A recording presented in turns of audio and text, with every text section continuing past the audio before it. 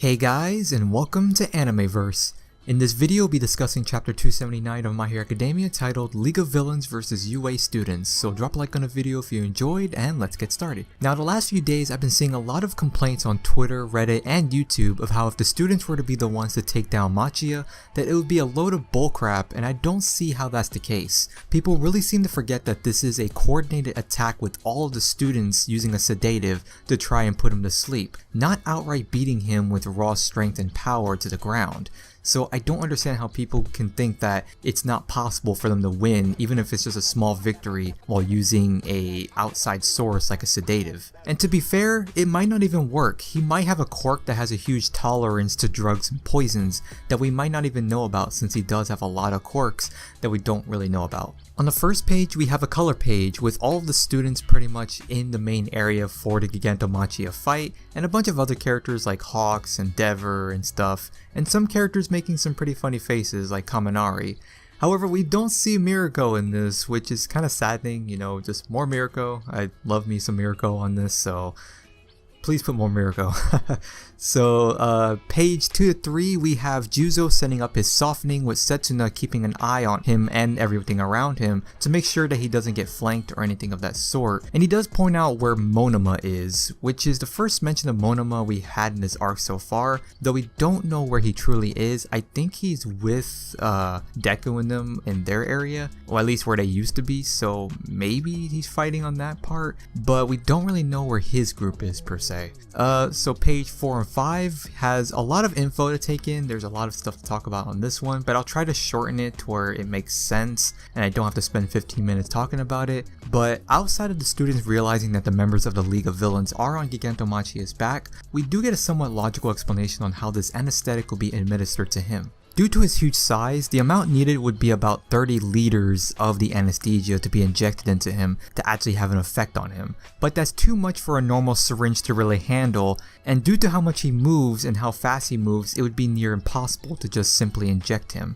Now they are using an undiluted version of the anesthesia, which I don't really know if it's supposed to be more effective, but it does allow them to use a smaller canister of the liquid that could be thrown into his mouth to try and sleep him. Page 6 and 7 starts off with Mina saying that Midnight still has a lot to teach the kids and that she is still alive, which does kind of worry me, since her saying that there's a lot for her to teach them back at school and stuff like that really just sends more death flags for me in her thinking that she's actually dead, which I really hope she's not.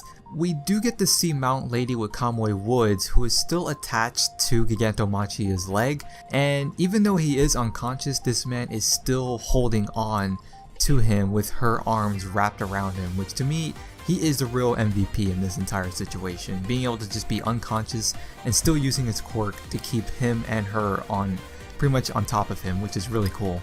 They do catch him in Mudman's trap, however, slowing him down and sinking him into the ground so they can start their assault. Page 8 and 9, we have more of the students setting up their ways of holding him down with a in-character but very weird line from Ibra apologizing to Gigantomachia for outnumbering him, which I guess makes sense for who she is, but it feels like this isn't the time or place for that kind of line, especially with what's going on and the type of people that they're really dealing with in this fight.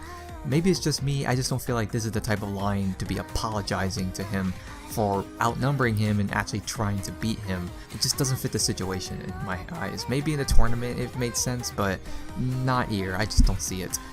Page 10 and 11, we have the power type characters pretty much using a rope and a combination of Minetta's quirk to pull the jaw open of Gigantomachia, as well as have other students with more mobility type of quirks to climb onto the back of him and face off against the League. Page 12 and 13 continues with this, having Kaminari attempt to use his electricity to shock the League, but gets stopped by Mr. Compress, who shoots out the remaining marbles of debris that he has in his pockets. You can see Sero attempt one last time to throw a vial into his mouth using his tape to try and sleep Gigantomachia. However, Gigantomachia takes a deep breath and blows away all of the students with his giant breath kind of attack, with Dabi shooting more flames around him to protect Gigantomachia, pretty much foiling their plans of being able to grab onto him. Page 16 and 17, Dabi seems to have pushed his flames a little too much in that attack, causing him to damage his arm.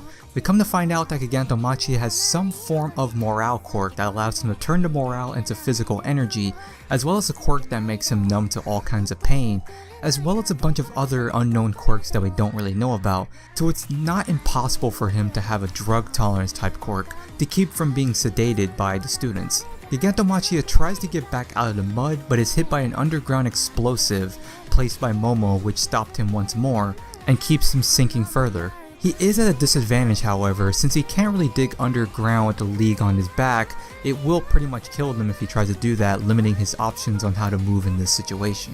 The final pages show Mount Lady grabbing Gigantomachia from behind to pry open his mouth for one of the vials to be thrown in, and we have Mina jumping in with her Acid Man technique to try and be the one to do it. There does seem to be a secondary coating around her to keep the vials safe from being corroded, which to me is a really nice detail if that's what he was going for.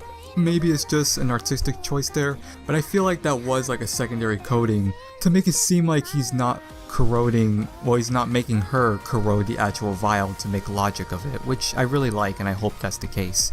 Now, this will be the first time that they actually see each other since the whole incident that happened when they were younger in middle school, of them actually meeting and her giving him the wrong directions, so I'm kind of worried if she'll actually remember him and now probably strike some kind of fear if she gets that kind of memory back. So hopefully she can actually get it done and then maybe later on she finds out about that, but I hope it doesn't happen during the next chapter because that would probably screw them over even more. Overall, this was a solid chapter with some more of the UA students getting some spotlight, as well as some new info about Gigantomachia, as well as more of Dabi being a complete failure like always, and I will always bash on Dabi because he's not as great as a villain as some people like to make him out to be. He's pretty dumb and not that useful. Even Mr. Compress had more usefulness in this entire chapter than Dabi had in a while. So that'll be the video for today, guys. I hope you guys enjoyed the video. If you did, don't forget to like and subscribe for more anime content, and I'll see you guys next time.